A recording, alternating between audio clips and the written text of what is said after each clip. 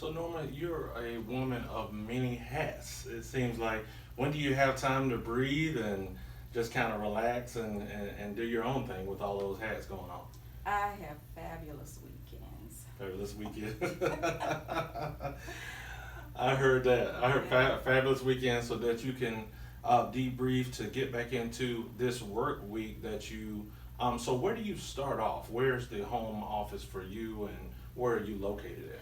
My office is actually at Chambers County Department of Human Resources. It became located there in 2010 when Right. I started working with foster children. And also, I was as the juvenile court liaison, I left that piece out. I worked in Chambers and Russell, so I would start out in the mornings and go to Russell County Wow. and work until 12 and then travel from Russell County to Lafayette over to Chambers County Department of Human Resources and work until I finished. Wow, wow. So on this lunch and learn, we really want to highlight. You mentioned about some of the youth that you've worked with along the years. Yes. We really want to highlight alcohol, tobacco, and other drugs. Yes. And so we know that is a issue that we are battling daily in the mental health world. A lot of people may not know it, but with you working in these counties, you see a lot of things. And so, what are some of the, I guess, main issues that you are seeing in some of the areas that you work in? Well, a lot of trauma. A lot of it has to do with, I guess, basic needs not being met. Right. You know, we talk about Bloom's taxonomy of, but Mhm. we can't bloom until we master Maslow. You know, we got to take care of Wow. the basic needs first. Yes.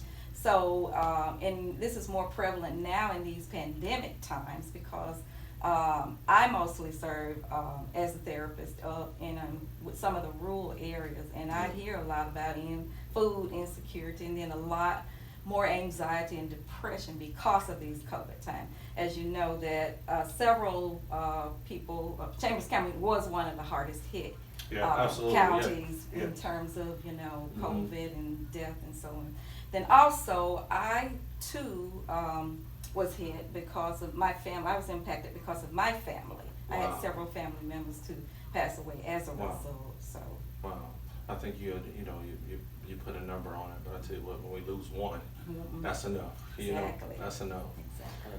I really I wanna kind of switch it up a little bit. I want to give you a statement, and I Okay. want to see where you go with that. It says that as early as 2017, youth risk behavior survey was done on high school students, and the results showed in the last 30 days that 30% drank some amount of alcohol, 14% binge drink, and 6% drove after drinking, and lastly, 17% rode with a driver who had been drinking. What are your thoughts on that? And kind of tie it into, what you see on a regular basis. What are your thoughts on that? Well, I'll use a little cliche. I was told, I hear the kids say, Yeah. some say, well, your vibe attracts your tribe.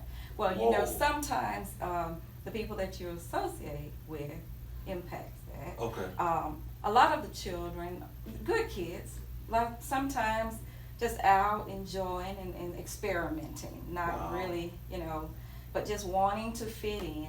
Then a lot of them will indulge because of anxiety, as obviously a coping mechanism, and Oh, yeah. self-medicating because they really need to be in services.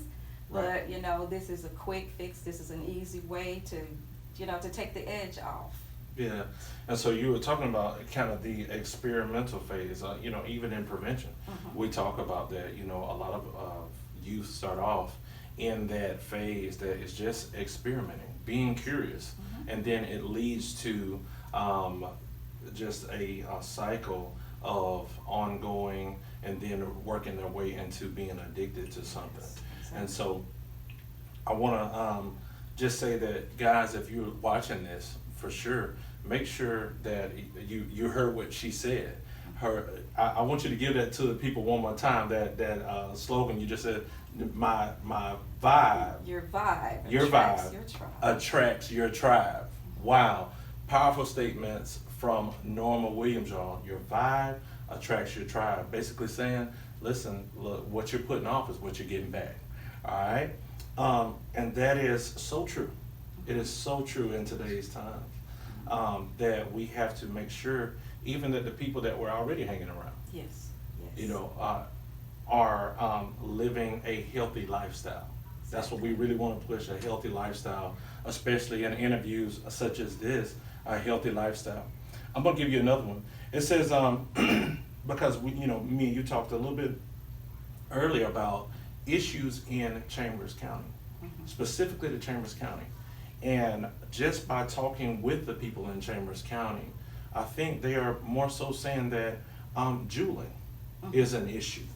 Juuling is an issue. Have they said anything of that nature to you? Have you heard that same thing, or are you seeing that with your own two eyes? Well, I think we experience, we are, but just to sometimes outright come out and admit that this is what's happening, Right. For the individual or the consumer. Once you get them in, you talk to them, work with them a little while, sometimes you find out that this is their coping mechanism, and then you kind of probe a little bit to find out how did you start this? And again, a lot of times it's, well, a friend introduced me, and again, good kid, good children, a lot of times, and then also it depends on your environment, because some people don't necessarily see a Absolutely. problem with it, Yeah. because this is what I've seen, I've been accustomed to, so this is what I've seen, so just Wow. another way to experiment and another way to cope. Yeah. When they To really cope. are self-medicating and need to be in service. Wow. That's amazing. That's amazing that as someone that's in your position can see, hey, listen, these are some of the issues that we're dealing with. Let's put this into play. So let's put some services into play. How does that necessarily work when you do see a youth that is struggling, that has this addiction problem or is working towards that? What's the next steps? What are the steps? First of all, we have to be willing to seek service, Wow. a lot of times, Yeah. and I have to say, we have a wonderful juvenile court system up there, and a lot of times they will, some kids will get involved, and then they'll do assessments or whatever, and then kind of refer them to where they need to go in terms of that. And so, but you have to kind of admit that I need Yeah. service, and Yeah. it's not easy. Not It's at not all. easy because of the stigma Right. surrounding mental health services. Yeah. One thing I like to say as well is that each case is different. It is. Each case is unique in its own, just like we're unique people in ourselves. And